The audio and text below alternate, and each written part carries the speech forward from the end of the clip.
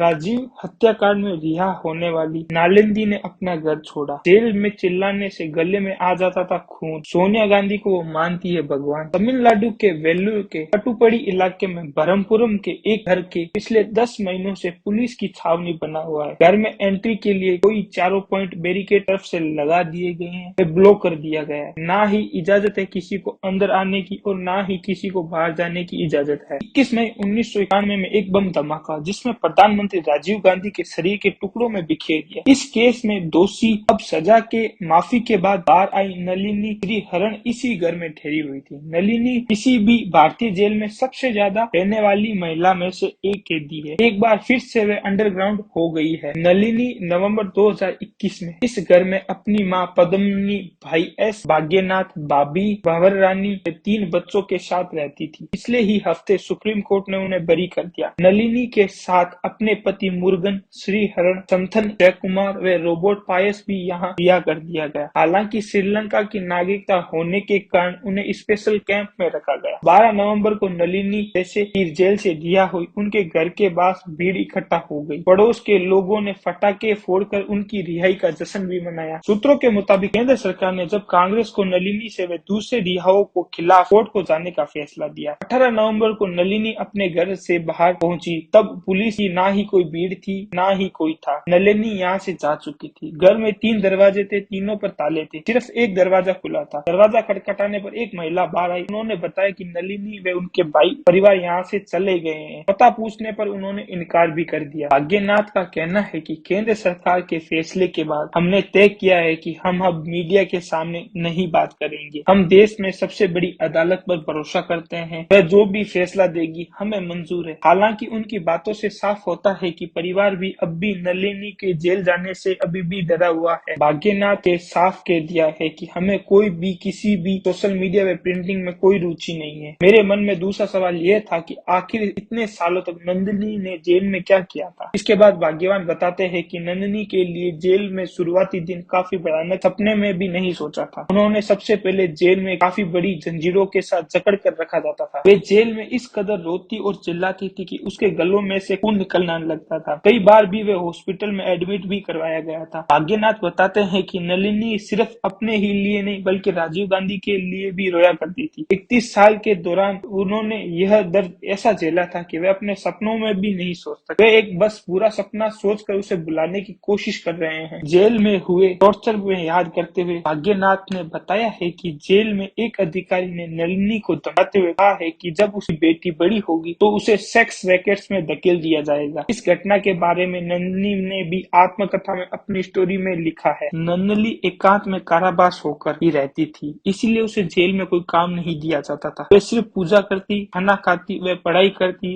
वे कपड़े धोती और सो जाती थी। जेल के बाहर जाकर उन्हें अच्छा तो लग रहा है, लेकिन ये दुनिया उनके लिए काफी बदल गई है। टाडा कोर्ट ने नलिनी समेत 28 लोगों की मौत की सजा सुनाई थी, जिनमें से 19 लोगों को 1999 में सुप्रीम कोर्ट ने बरी कर दिया। बचे 7 लोगों में से 4 को दोषी बनाया। नलिनी, मुरुगन उर्फ श्रीहरण और संथानन को पैरोली में फांसी की सजा सुना दी। हरिश्चंद्र, रोबोट पायस और जय कुमार ने उम्र कैद की सजा मिली थी। बाद में सोनिया गांधी ने नलिनी को माफ कर दिया। इसके बाद उसे फांसी की सजा उम्र कैद में तब्दील कर दी गई थी। सोनिया गांधी ने प्रियंका गांधी ने साल 2008 में वेलूर सेंट्रल जेल में नलिनी से मुलाकात की थी। कांग्रेस के कुछ नेता आज भी दोषियों को रिहा का विरोध कर रहे हैं। जेल में ही नलिनी को एक बच्ची को जन्म दिया। वह 2 साल के वेलूर महिला जेल में भी रही। भाग्यनाथ बताते हैं कि एक साधारण महिला के लिए बाहर रहते हुए बच्ची को पालन पोषण करना बहुत कठिन होता है। ऐसे में आप अंदाजा लगा सकते हैं कि जेल में उनका पालन पोषण कैसे होगा। जेल में एक कुपोषित बच्ची का भी शिकार हो रही थी। इसके बाद उसे इलाज के लिए बाहर भी लाना पड़ा। नलिनी के भाई ने कहा है कि हम जानते हैं कि अपनों को खोने का दर्द कैसा होता है। इसके बावजूद राहुल गांधी के परिवार ने रिहाई का कोई भी विरोध नहीं किया था। इसके लिए उनको आभारी है। हमें उनको मिलने पर हमने पूरा धन्यवाद करेंगे। हमें मौका मिला तो हम उनसे मुलाकात भी करेंगे। पड़ोसी मानते हैं कि रिहाई ठीक है, इतनी सजा किसी को ना मिले। नलिनी के भाई के समेत बाद आसपास के पड़ोस नलिनी राजीव गांधी की हत्या में साजिश में शामिल नहीं थी। इसी तरह चार्ट के खिलाफ कोई सबूत नहीं मिला। वे सीबीआई ने भी कभी उसे दोषी नहीं ठहराया। फिर भी उससे इतनी सालों तक सजा क्यों मिली? अगर मेरे द्वारा दी गई जानकारी अगर आपको पसंद आती है तो आप प्लीज हमारे चैनल को लाइक कीजिए। तो बाकी ऐसी ही जानकारी सुनने के लिए आप हमारे चैनल को सब्सक्राइब भी करें।